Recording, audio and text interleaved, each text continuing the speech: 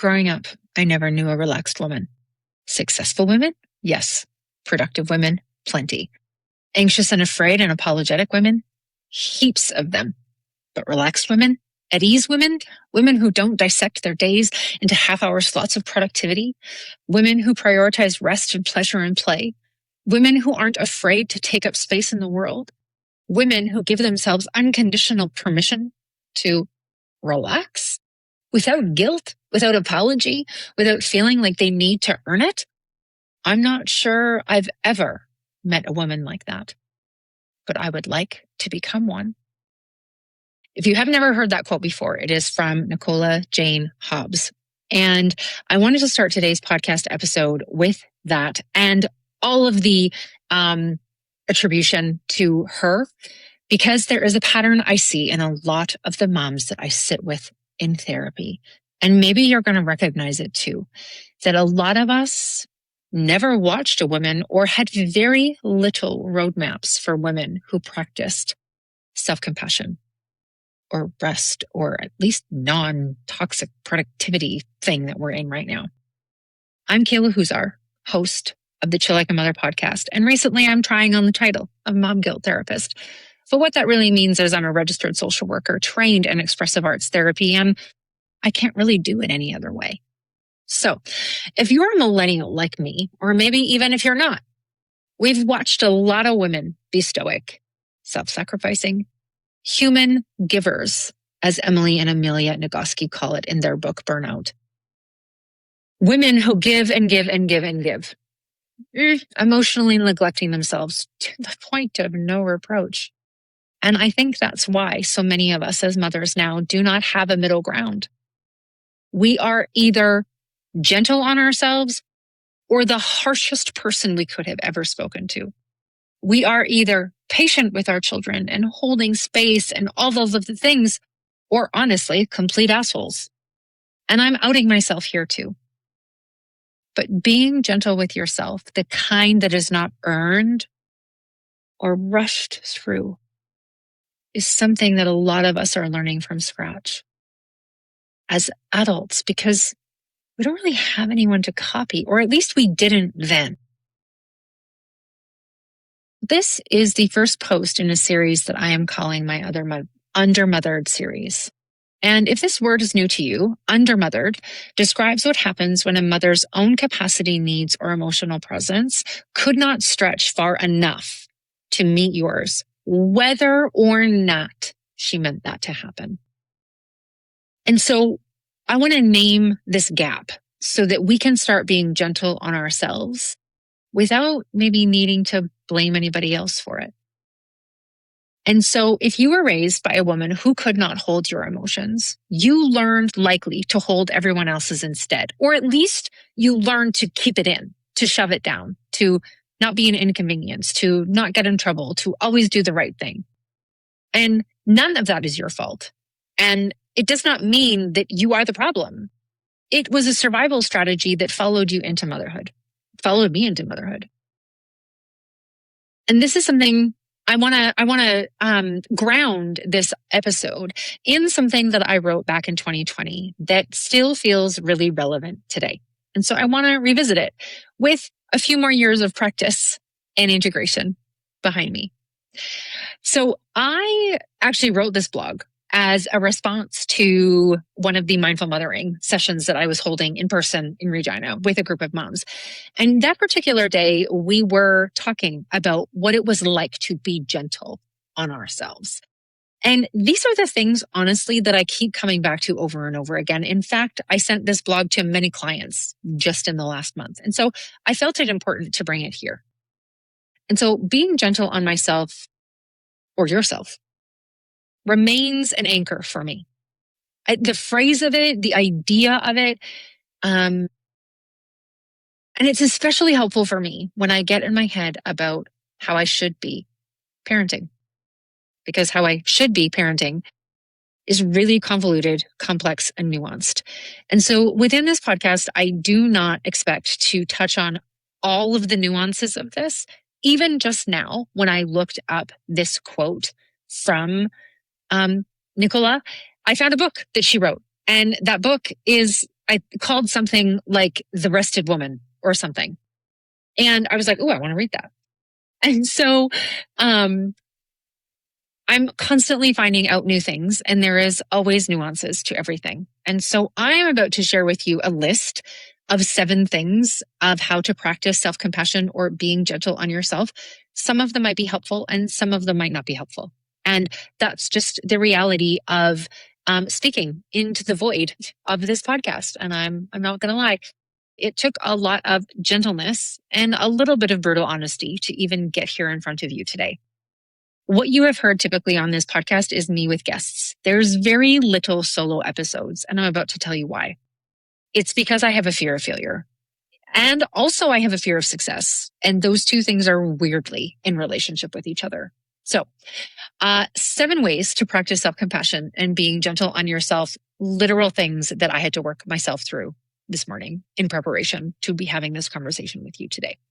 So, the 7 things are having an awareness of your feelings, the power of writing it down, talking to yourself like a friend, take what people say at their actual word, managing your own expectations, believing people are doing the best they can, including you, and aligning your own words and actions. And I'm going to throw in a bonus 7.5 is talking to yourself like you wanted your mom to talk to you. And so the first one, awareness of your feelings. And the first thing I'm going to say about this is noticing your feelings as a practice. Once you get into the rhythm of it, you can feel a real shift that it creates. Noticing without judgment is different from naming something as good or fine or okay. It means actually naming the feeling, staying with it for however long that is. If you've listened to my conversation with Jen, we named that emotions kind of come and go within your body in about 90 seconds if we don't feed it with the story. Easier said than done. So having an awareness of your feelings first means you have to be aware of it, which means that you can name it, which means that you can sit with it, which means you can figure out what that feeling needs or what you need to do with it. And something that can be helpful with this process inherently is the power of writing it down. Honestly, journaling is one of the most well-researched and tools that pretty much appears in any self-help book you're ever going to read because it is incredible for managing mental health and giving yourself permission to be gentle. It might also help with anxiety, stress, coping with everyday moments. And so author Alison Fallon, who wrote an entire book about this exact habit, and it is actually called The Power of Writing It Down. And she's got a lot of research and things in there. But essentially, when you put feelings into words, it can feel really exposing and it can actually feel worse before it gets better. That's a fact. And the hesitation to journaling is normal because I hear this from clients every day. But Kayla, I don't want to write things down. Maybe they had an experience where their privacy was infringed on and they had somebody read their journal. And so now they have this narrative that like, I can't ever write anything down because somebody will find it, et cetera, et cetera, et cetera, which can be a totally real concern. The piece that I want to speak to the most is the power of writing it down. Once it's on paper, you're not carrying it anymore. Once it's on paper, you are not carrying it anymore. And that alone is motivation for me to get it out of my head and down onto paper. And if you've listened to any of my other podcasts before, you know that I don't just mean like writing, like written journaling. I just mean journaling in general, visual journaling, photo documenting, scrapbooking, all of those things can be considered writing it down. Not in the way that Allison maybe meant it, because hers is an actual framework in expressive writing, but I digress. The third point, talking to yourself like a friend. I want you to think about something that's taking up space in your head right now. I don't care where you are, whether you're in your car, you're on a couch, you're folding laundry, you're about to yell at your kids. I want you to think of something that takes up real estate in your mind right now. Notice where you feel that thing taking up space in your body.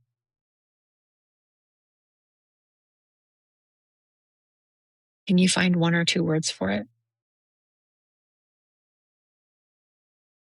Now, instead of saying something like, I shouldn't feel this way, that's stupid, I don't want to do this, Kayla, just practice for a moment speaking to yourself the way that a friend would.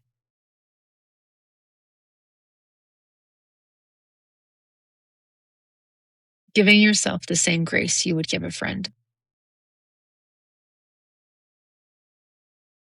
Do your shoulders unclench? Does your breath soften? Do you feel a sense of ease or relief? All of that is your experience, whatever just happened for you. I'd love to know what that was like for you if you want to message me though. My fourth point that I made in this session of mindful mothering, we talked about taking what people say at their actual word. And so this means if someone says no to something, believe them. If they say yes to something, believe them. Every relationship is full miscommunications, assumptions, and speculations. You've heard me talk about these things in my own life here on this podcast. Someone might say one thing and you might even hear another. Everybody has the potential to project emotions, motives, and assume conclusions before they've even finished a sentence. So this practice is noticing when you are speculating or assuming you know more than you do. When you catch yourself in some kind of internal story, run it past your own fact checker and ask yourself how true this thought really is.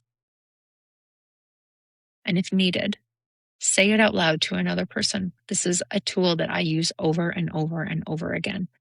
The story I'm telling myself is. And I have a whole framework in another blog that I'll link in the show notes. This is a tool by Brene Brown from Rising Strong. And so something that I often say to my own partner when I think I've assumed something, I have assessed his emotion some way or another, I will say, the story I'm telling myself is that you're mad at me. Am I right? Or am I totally off base? And then we have a conversation about it. Fifth thing that came up in this group of moms is managing expectations. And your hackles might have just been activated and you're like, oh my God, if I have one more thing to manage. But hear me out, okay? Some people are morning people and some people are not. Some people organized and some people are not. Some people feel responsible to help and do, and some people do not. There are many ways that we all get to live and get things done in life. Holding on to what you believe is right or wrong can be really challenging in any given relationship. So when you catch yourself thinking that someone is doing something wrong or not the way that you would do it, pause and ask whether your words will help in this situation or hurt. Is it your expectation or theirs? Are you allowing other people to move through the world the way that they need to? Or are you trying to make it fit? Are you, in fact, letting this person be who they are? The sixth thing, this story lives rent-free in my head, is believing that people are doing the best they can, and this includes you. There's a story that Brene Brown writes about in Rising Strong about how her therapist poses the question of, do you believe that people are doing their best? And they go back and forth on this. And she really wrestles with this question. And truthfully, she did not want to believe that people were doing their best, especially people who she disagreed with. And this came about from an interaction that she had in a hotel room where she was sharing a room with someone who moved through the world in a very different way than Brene does. And then one day she felt judged herself by a friend. And she was humbled into realizing that this might be true, as hard as it was to accept, that people are really doing the best they can, even if their best is different from your best, is different from the best they had yesterday or the best they might have tomorrow. And so when your friend doesn't text you back, do you assume that she's mad at you? Or do you assume that something else might be going on in her world? When your mom cancels lunch, do you decide that she doesn't understand how busy you are and how complicated and complex it was to set this date? Or do you try to understand why she might have canceled lunch? Your partner doesn't do the dishes that night and you resent them for everything else that you're carrying? Or do you have grace for the fact that they had a long day too and that maybe you could both work on the dishes tomorrow? I don't know. I'm not in your kitchen. But do you believe that people are doing the best they can?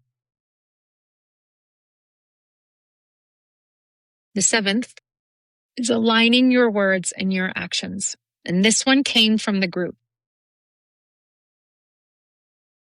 How you feel, what you tell yourself, what you share with others, what you believe, what you assume of others.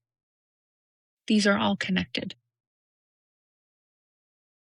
To quote my mentor, how you do one thing is often how you do most things. Jennifer Buchanan said that to me one day. And that's the thread that's running through all 7 of these. The work that is letting gentleness in towards yourself and towards others. I want to pause here before I share my bonus one with you, because being hard on yourself, or pardon me, being hard on yourself is easy. Being gentle on yourself can actually be hard, especially if you grew up undermothered. Any or all of these 7 things can feel like a real stretch when you've spent years being the only one who managed the feelings in your household, or the only one who was seemingly not allowed to have emotions. If you maybe had a mother who was highly critical, maybe you felt not seen, not heard, not understood. Maybe you felt like your emotions got brushed past instead of listened to. If any of that is part of your worldview, gentleness is probably not going to come very naturally, but it is a skill that you can learn. And so while I haven't given you any how-tos, I am going to give you a bonus. Talking to yourself like you would have wanted your mom to is a deeper layer than practicing any kind of kindness. It's building the voice that you might have needed as a kid. It's the voice that might say, I've got you. That makes sense. Fucking rights, you have every right to be mad about that. And you're allowed to be sad about it. You're allowed to grieve the person who you thought you'd be. You're allowed to be upset about maybe the inconvenient temperament that your child has that's different than the idea you had about mother. The researchers who study emotionally immature parenting describe this as one of the real losses from an undermothered childhood. That the childhood wasn't really lacking love, or a lot of people don't describe it that way anyway.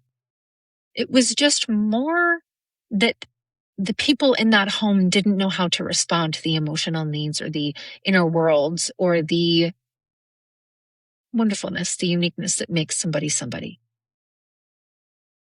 So I want you to think of a moment from your own childhood when you felt like you needed comfort and you didn't get it.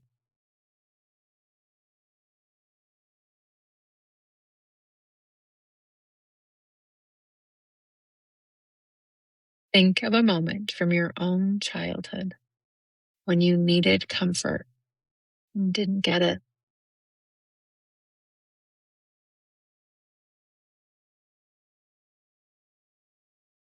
Imagine grown-up you goes back into this moment and says the very thing that you needed to hear.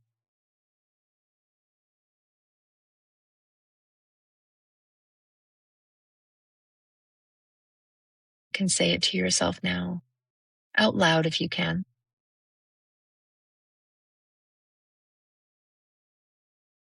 What would now you go back and tell younger you? How would she hold you? Would she have a gesture of affection, words of inspiration?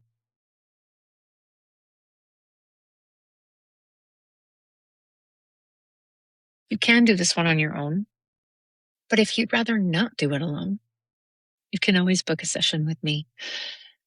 I'm also in the fall, starting September something. I don't have the dates in front of me.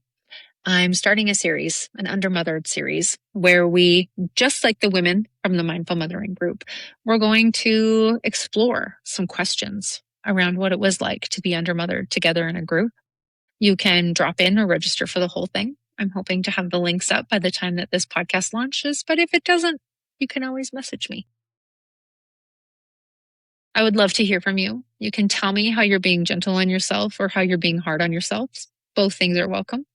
You can email me at hello@kaylahuzar.com. You can find me on Instagram. You can text me, however we typically communicate. And I hope that you can be gentle on yourself until we meet again. Take care.